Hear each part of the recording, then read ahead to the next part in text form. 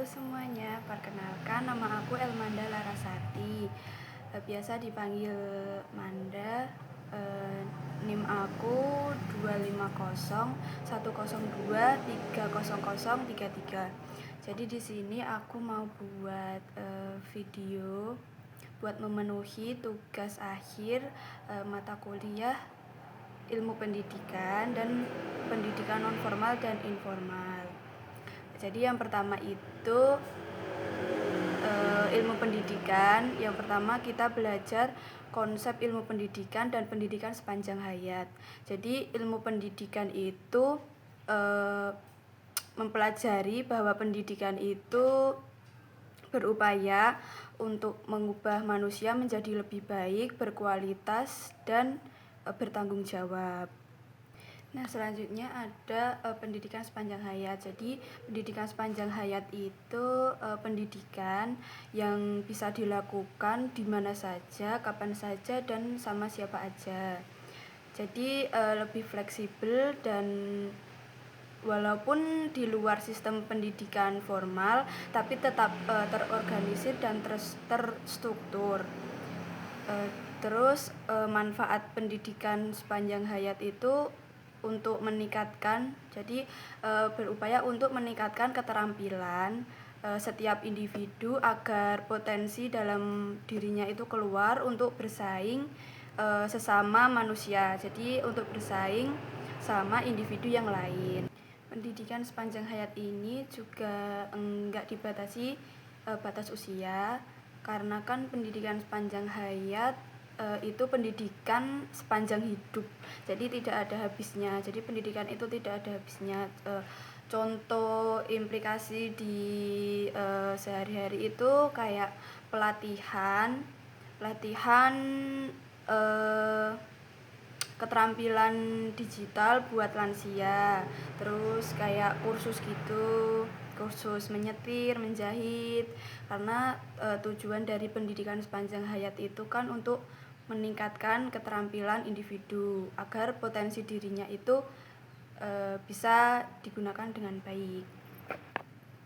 Dan yang selanjutnya, ilmu pendidikan itu mempelajari tentang hakikat manusia. Jadi hakikat manusia adalah karakteristik yang terdapat pada manusia. Jadi untuk membedakan manusia dan hewan. Jadi setiap manusia itu memiliki sifat, setiap manusia itu berpotensi. Jadi setiap manusia memiliki potensi diri yang bisa dikembangkan. Mereka mempunyai kemampuan untuk mengembangkan potensi diri mereka. Terus manusia itu memiliki hati nurani. Selanjutnya, manusia memiliki kebebasan dalam berpendapat dan juga memiliki hak dan kewajiban yang harus mereka lakukan sebagai manusia atau individu. Terus juga manusia itu dapat membangun rasa kebahagiaan mereka sendiri. Jadi mereka bisa menciptakan rasa kebahagiaan mereka sendiri. Selanjutnya, hakikat manusia itu memiliki 4 dimensi. Yang pertama individu, sosial, kesusilaan, dan juga keberagaman. Individu itu maksudnya bahwa manusia itu harus bisa berdiri sendiri. Walaupun manusia itu makhluk sosial, yang kedua kan sosial. Jadi manusia itu harus bisa berbaur dengan manusia lain, karena manusia itu membutuhkan manusia lain juga. Yang ketiga ada kesusilaan, jadi manusia itu harus menepati atau menjalankan norma-norma yang ada di masyarakat. Yang selanjutnya ada keberagaman, setiap manusia itu harus bisa menjalankan tugasnya masing-masing atau ajarannya masing-masing. Selanjutnya pendidikan non formal dan informal. Jadi pendidikan non formal itu pendidikan proses pendidikan yang dilakukan di luar sistem pendidikan formal namun tetap terstruktur. Jadi tetap terorganisir dan jelas. Dan tujuan dari pendidikan non formal ini adalah untuk meningkatkan keterampilan setiap individu. Jadi peserta didik itu dapat memilih kebutuhan mereka sesuai dengan kebutuhan mereka. Jadi mereka bebas untuk memilih, misal seperti kursus menyetir atau kursus menjahit. Jadi sesuai dengan kebutuhan mereka. Pendidikan non formal juga tidak memandang batas usia, jadi siapa aja bisa bergabung di pendidikan non formal. Dan pendidikan non formal ini adalah sebagai pelengkap dan pengganti di pendidikan formal. Pelengkap itu maksudnya adalah mereka mengajarkan pengetahuan atau materi yang tidak diajarkan di pendidikan formal. Sebagai pengganti adalah mereka berusaha untuk memberikan pengetahuan atau pendidikan untuk anak-anak atau peserta didik yang tidak memiliki akses atau kesusahan untuk bergabung di pendidikan formal. Dan sedangkan untuk pendidikan informal itu pendidikan yang dilakukan di lingkungan keluarga. Jadi orang tua di sini yang berperan paling besar untuk memberikan pendidikan kepada anak-anak mereka, mengajarkan tentang norma, terus perilaku yang baik, terus memberikan contoh yang baik kepada anak. Selanjutnya saat mata kuliah PNFI atau pendidikan non formal dan informal, kita melakukan observasi. Jadi observasinya itu di 11 lembaga. Yang pertama ada DOS University, TBM Cita Kita, Lembaga Pendidikan Sayogya, Literasi Desa Yayasan Literasi Desa Tumbuh, Nara Puspita Library, PKBM Bina Karya, Sanggar ASI, Tosca Organizer, dan SMM atau Sekolah Murid Merdeka. Yang selanjutnya Pondok Darul Asom, dan yang terakhir SOS Children Village.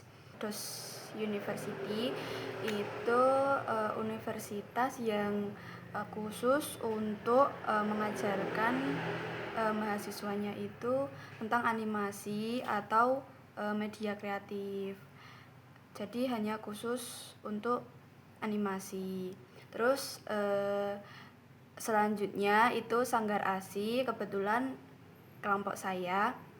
Sanggar ASI itu setelah observasi kemarin itu lembaga yang tujuannya itu buat edukasi kepada para ibu-ibu menyusui. Sebenarnya programnya tidak hanya ibu-ibu menyusui, tapi juga MPASI, terus ibu hamil. Jadi ada kegiatan setiap Sabtu, jadi beda-beda gitu. Terus lembaga ini dibangun karena pengalaman pribadi dari foundernya sendiri. Jadi ibu foundernya ini berusaha untuk memberikan edukasi kepada ibu-ibu menyusui di luar sana.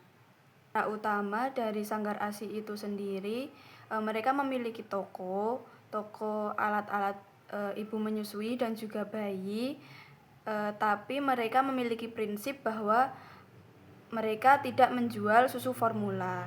Jadi mereka berusaha untuk memberikan edukasi bahwa ASI lebih baik daripada susu formula kepada ibu-ibu menyusui di luar sana. Terus selanjutnya ada SOS Children Village. SOS ini itu lembaga yang membantu anak-anak di luar sana yang terlantar atau kehilangan keluarganya. Tidak selalu kehilangan keluarga, tapi ada juga yang mendapatkan kekerasan di keluarganya. Jadi SOS ini memberikan bantuan membangun seperti keluarga, memberikan kasih sayang, tempat tinggal, dan juga makan, terus juga materi juga. Jadi itu semua yang review materi pendidikan non formal dan informal dan ilmu pendidikan. Dulu video dari aku, kurang lebihnya mohon maaf. Wassalamualaikum warahmatullahi wabarakatuh.